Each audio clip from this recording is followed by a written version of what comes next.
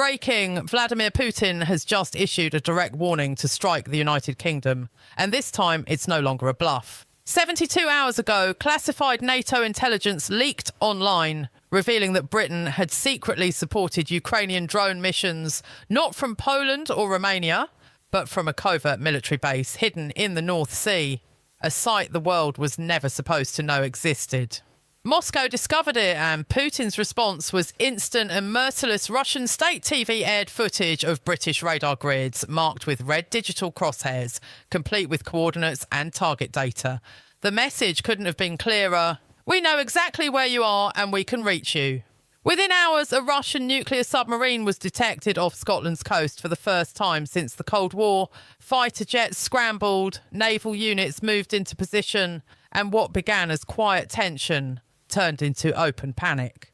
This was no longer an exercise. Inside Downing Street, Prime Minister Keir Starmer was rushed into emergency sessions with the nation's top military and intelligence officials. Witnesses described him as pale and hollow-eyed, struggling to keep composure. Britain's security level jumped to severe. Cyber systems were being tested in real time. From energy grids to water networks and communication lines, Russia wasn't just threatening. It was actively probing Britain's breaking point. Behind closed doors, one haunting phrase echoed again and again: Article 5 may not save us this time. For 75 years, Article 5, NATO's cornerstone promise, meant that an attack on one is an attack on all. But this time, that shield was cracking. Across the Atlantic, the fracture became visible. The world's strongest alliance, NATO, was breaking apart on live television. American Senator J.D. Vance, a rising conservative voice and critic of European wars, appeared on national news and delivered a statement that sent shockwaves through every Western capital. Britain is playing empire against someone who doesn't bluff. NATO's unity was suddenly in question. Instead of defending the UK, Vance publicly blamed it. Within hours, the alliance began to splinter. France urged restraint. Germany froze joint arms shipments pending review. Italy went silent. And from Washington, Britain's closest and oldest ally, came a statement so vague it sounded like a farewell. We are evaluating all strategic options. Translation: you're on your own. For the first time in living memory, Britain stood alone against a nuclear power. Then came the revelation that changed everything. Late at night, a NATO whistleblower in Brussels leaked encrypted documents to an independent journalist. The files were incomplete, but devastating. They exposed a secret operation codenamed Smokefall. It revealed that Britain had been intentionally used as bait. NATO command already knew that tensions with Moscow were near a breaking point. They expected Russia to retaliate to any provocation. So they crafted a plan. Let Britain take the lead in covert operations, draw Russia's focus westward, and use that distraction to reposition NATO forces in Eastern Europe. Britain was the decoy, and Starmer had no idea. A phrase buried in one of the meeting transcripts went viral: sacrifice the pawn to win the board. Overnight, the entire story flipped. Britain was no longer seen as the aggressor. It was the victim of its own alliance. Protests broke out across London. Within hours, tens of thousands filled Parliament Square, waving Union Jacks and chanting, "No more wars, bring Britain home." Riot police formed walls as flares lit up the sky.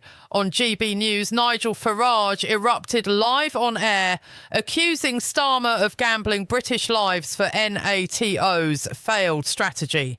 Even his own Labour colleagues began to turn on him. Angela Rayner, once fiercely loyal, issued a statement that many called the start of rebellion. The British people deserve full honesty. Inside Westminster, panic turned to chaos. Some ministers demanded talks with Moscow, others wanted defiance. Starmer sat silent, trapped by the fallout. Then Buckingham Palace intervened. King Charles summoned the Prime Minister for a private audience. No aides, no cameras, no record.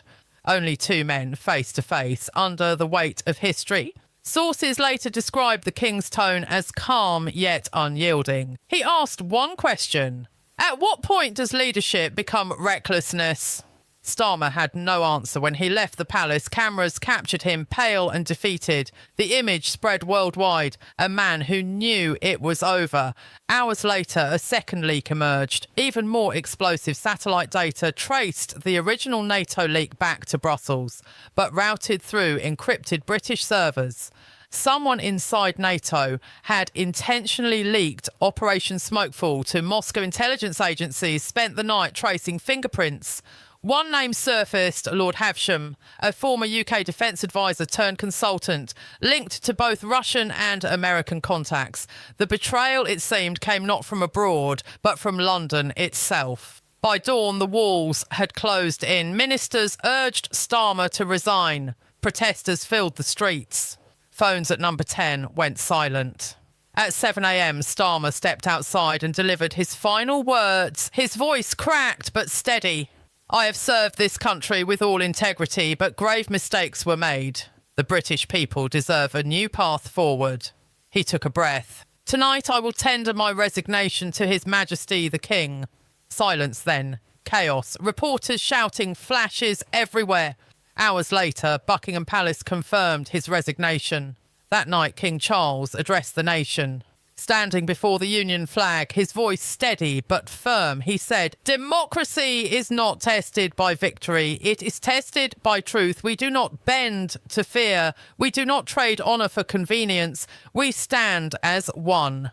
His words reignited something in millions. Pride, grief, unity.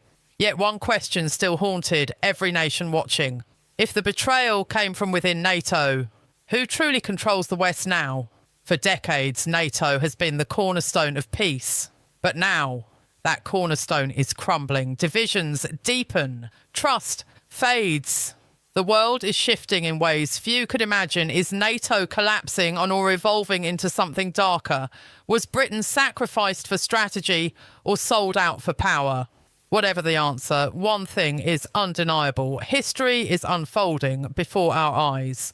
The next few months may reshape global alliances, military power, and even the meaning of peace itself.